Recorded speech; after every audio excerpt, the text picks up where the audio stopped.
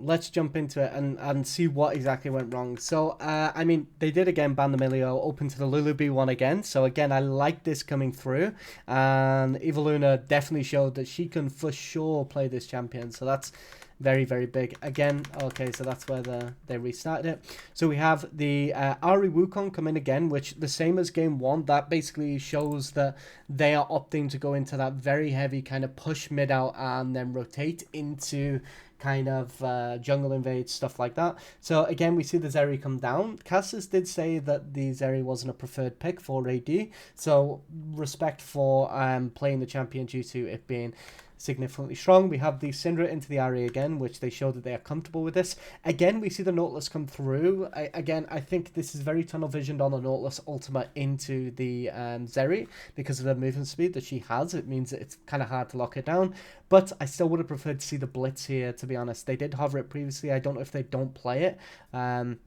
Which again could be a potential champ pull issue, especially when you're B1ing Lulu without Blitz being banned. It means that you can't technically punish them for not using one of their bans on that.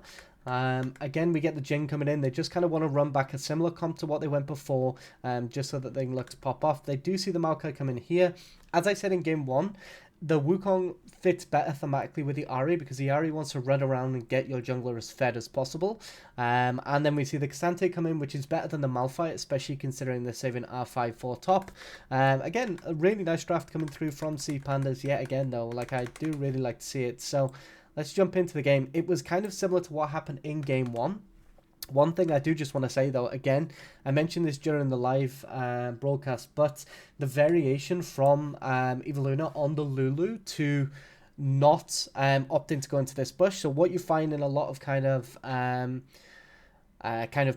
teams that are competing that aren't maybe at like franchise level or division 1 is what you'll find is a lot of support will run up and still try and ward this brush, because if they ward it early they get control of the lane, and what ends up happening then is when they've got things like the Nautilus, they do really heavily just shut them down, which can be really rough.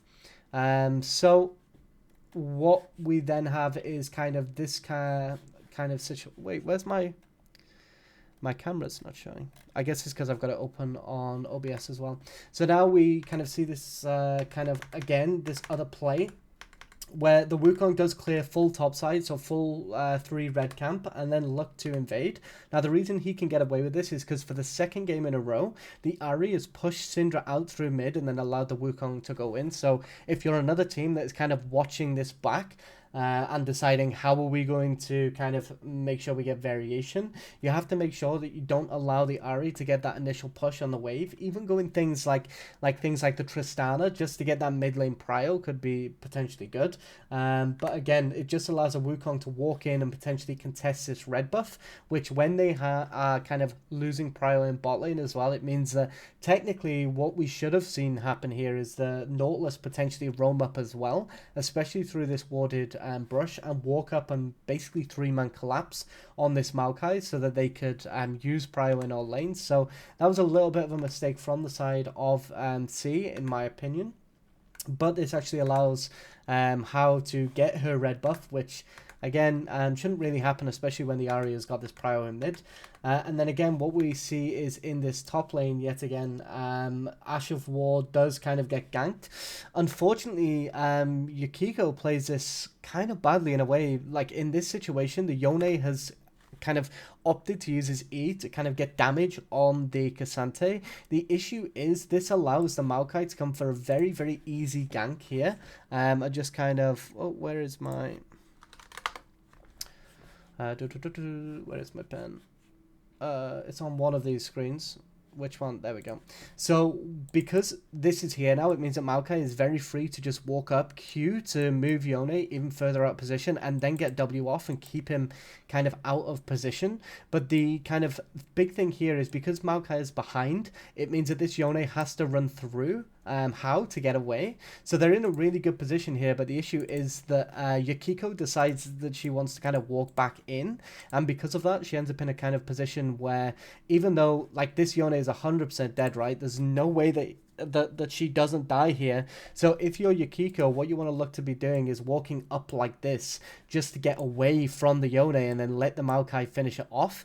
Then as the Cassante, you get to push this wave in. She loses this wave and this wave if she doesn't commit to a teleport.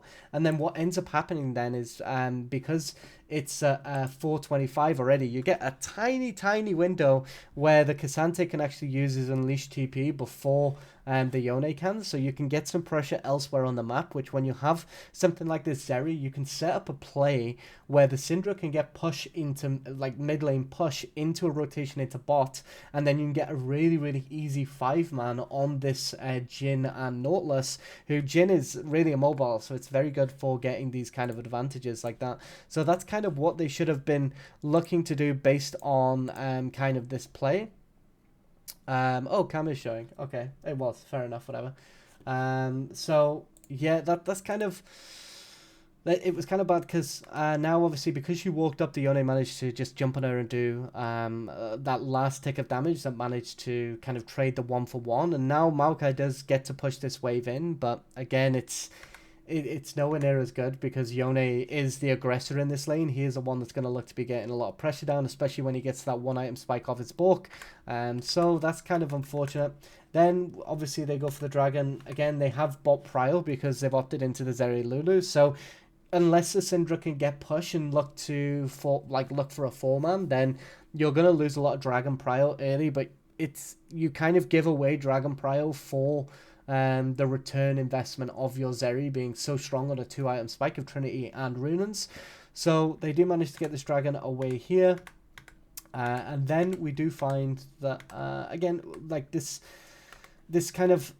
It's really doomed for top lane here because of the way that Yone is actually playing the lane. Again, very good from Ash of War. Props to her in this game for sure, because you end up in a position now when it goes over top lane that this wave is pulling in, and the good thing that she's doing is she's opting to not actually hit the wave.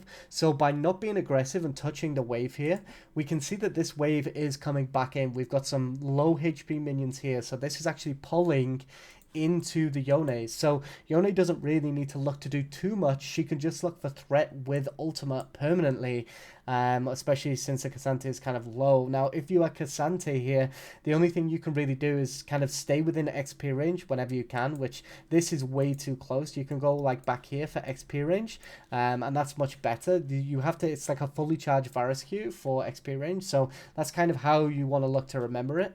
But in general, and that's what you kind of want to look to go for. My cat making an appearance. You gotta love it. Yeah, you're kind of looking to in general, but again, Yumi predicted this game that it was gonna be a win. Like, so yeah, it's there was a massive top difference here, but I do think that this was just the whole of C were a lot more cohesive with the gameplay that they wanted to opt into, and it seemed like they were much more on the same page of what they wanted to do. But again, so this is what I previously mentioned too. Actually, no, it wasn't this part. It was a bit later. But again, you've got this kind of... Nautilus is opting to just kind of come straight into bot lane, which when you've got something like a Jhin AD, Jhin can function quite easily alone due to the range that he has in his W, in his Q, even in his E that he can put down and kind of get CS that way. So the fact that Nautilus is opting to walk straight back into bot lane here is kind of awkward, especially when Eviluna is choosing to come up with the Maokai and look to pressure this Herald. So Nautilus coming straight down into here is a big mistake, and I do think that some of the mistakes that C were making did kind of get eclipsed by some of the good plays that Solary was making kind of got eclipsed by the amount of goal difference that we had in this top lane. But now we have a 4-man walking up onto the Herald, and because Lulu is here, it means that this Herald is much more free, considering Nautilus is really late to this rotation. So this actually allows the side of Solary to get this Herald, even though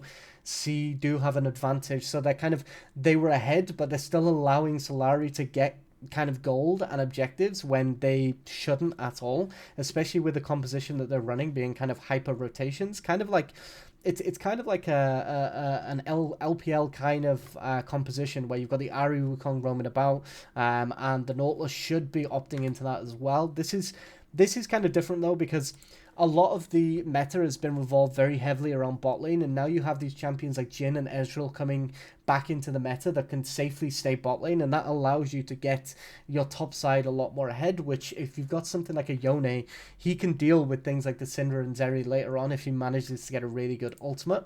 So again, a little bit rough.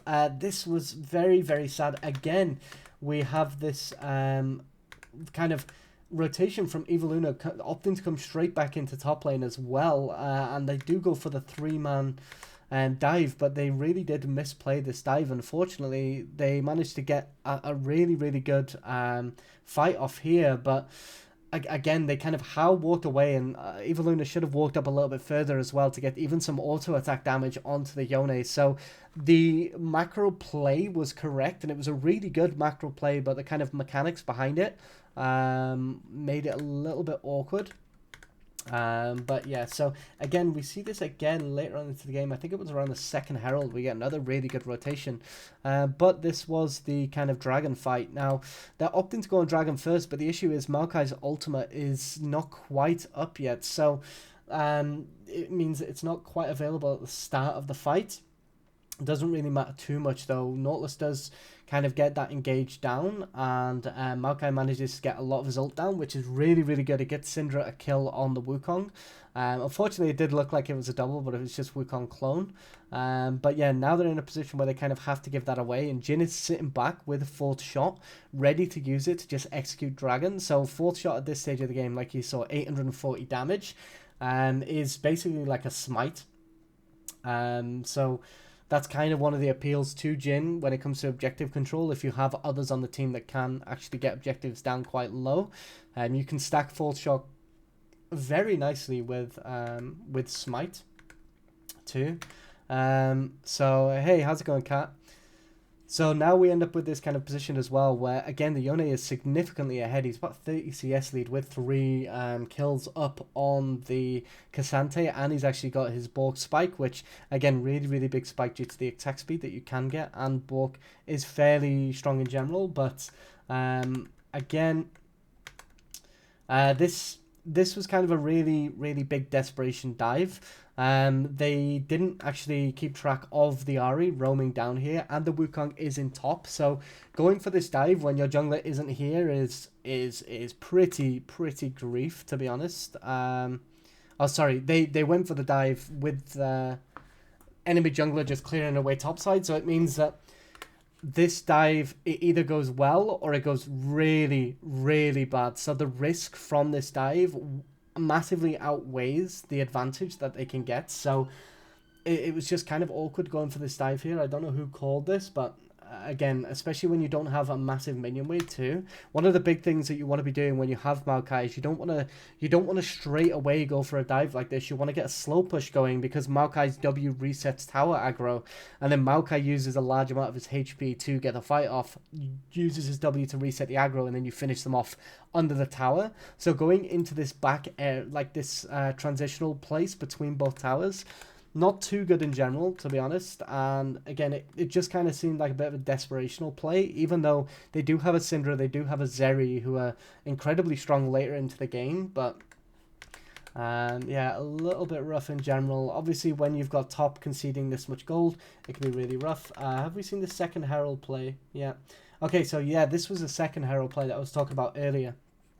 So this was actually a really good play from Eviluna on the support here, because one thing that people don't realize a lot of the time is when you die, it's kind of counterintuitive, but you end up getting a temporary advantage in tempo, because the fact that you've died means that your enemy kind of bot lane, they need to set their wave up and then go for a rotation. So what ends up happening here is, as the Nautilus goes to kind of push this out again, if Nautilus wanted to punish this, he should have just reset instantly, allowed Jhin to get the solo XP, and instantly started pathing onto the Herald. So I think if you're a team coming into this, you have to kind of abuse the Nautilus not really going for these rotations if you want to kind of beat this team.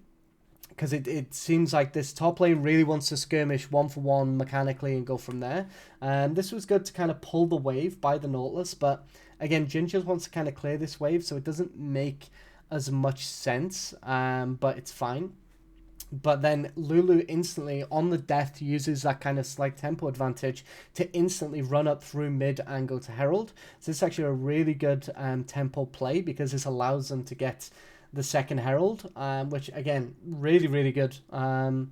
I think unfortunately if top hadn't have given away a huge amount of gold and they're a bit more cohesive, these rotation and these kind of these these rotational plays were actually really, really huge from the Lulu here. But again, unfortunately, even the Wukong, one of the things that people don't really respect is, I think that in terms of overall power spikes, I think Wukong is one of the largest power spike champions on one item. Divine Sundra gives him so much more additional damage that it means that you can't really skirmish him in a 1v1 anymore. So as soon as he gets this item, all you have to do is start kind of forcing fights over and over, especially team fights with your ultimate, and then you get into a position where you can very heavily just snowball the game off that one item. Now, obviously, if he goes to 2, 3, 4 items, it becomes much easier to actually deal with him. But in general, I think that was kind of huge. They do manage to get this tower. T1 in mid isn't too bad. Unfortunately, the mid play is probably the better tower to get here, purely for the fact that if you try and get tier 1s in side waves, it's not really going to matter too much, because you have this super fed Yone just running down these side lanes. So it's really, really rough for them to actually look to do anything else. Now, this Lord Dom's purchase, now I might be slightly off when it comes to itemization, but I really don't like this priority, due to the fact that the Maokai is going into a Demonic Embrace anyway, which again, I don't think Maokai in this game should be going Demonic Embrace, especially when you have a Syndra and Zeri to be pumping out damage. They do more than enough damage on their own. Instead, you want to be opting into full tank and just be a massive frontline with the Cassante, and that's going to give Zeri the room that she needs to breathe, especially with her Rune and Spike, which is coming in fairly soon as well. So I think going into the Lord Doms doesn't provide as much value. Obviously, natural scaling at this point. We have level 9s on Maokai and Lulu yet. Their base armor isn't really enough to warrant it, but the reasoning behind it is because of the second item that they go into, which we will cover in just a second. So again, we get this really big kind of catch. They do burn everything on the Zeri, but they manage to actually kind of get a really nice big shutdown on the Zeri from the Nautilus. He had a 400 gold shutdown here as well, so it was really, really good. But unfortunately, we see that this Wukong wasn't in the fight, and he's actually walking up at this point to kind of, I mean, Wukong kind of did grief it a little bit, I'm not going to lie, by going for this Scuttle Crab, especially when there's no dragon available to make use of that vision yet. But it didn't really matter too much, because after they get the shutdown, they overcommit massively. So what they should have looked to do here is get this shutdown and then back away. So what should have happened here is, as soon as this shutdown goes, they should all be looking to run up through here, potentially get vision control in this top side of the map, and then look to get resets off and spend this additional 700 gold on the Zeri that will get her to that Rain and Spike.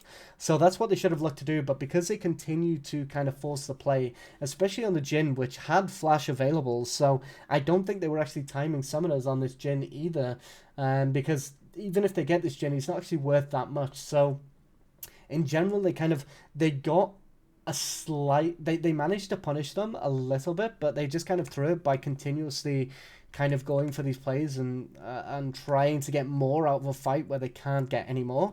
As you can see here, the Zeri does get her Runes though, which is a massive spike, but unfortunately it's just kind of at a point where unless the Zeri can claim all of these bounties, which she's not going to be able to, this Yone damage, as you can see, is massive. It becomes really, really rough, and obviously Cassante can't really manipulate the positioning of Yone, because all you have to do as Yone is get yourself into a safe position, choose to engage with your E, and then go for those fights from there, where you can use your E to kind of cleanse CC. So one thing that people don't realize as well is Yone E, you will kind of always go back to it. So if you say get CC'd, stuff like that, you can choose, if you buffer it at the right point, you can choose to hop back, and that CC becomes useless. So this is kind of why allowing a champion like this to get super ahead, especially into a comp like this, is really, really bad for your overall kind of team fight. Again, here, like, C were still showing weaknesses though. For example, here they burn a massive amount of resources on the Maokai, and that's really not the kind of person you want to go to. But unfortunately for C, Maokai decided to kind of return the favor and waste his ultimate in that position as well, where they didn't really have the angle to go in. And then obviously they're just so far ahead in terms of overall gold. They're nearly 10k up, and we're getting caught in positions like this.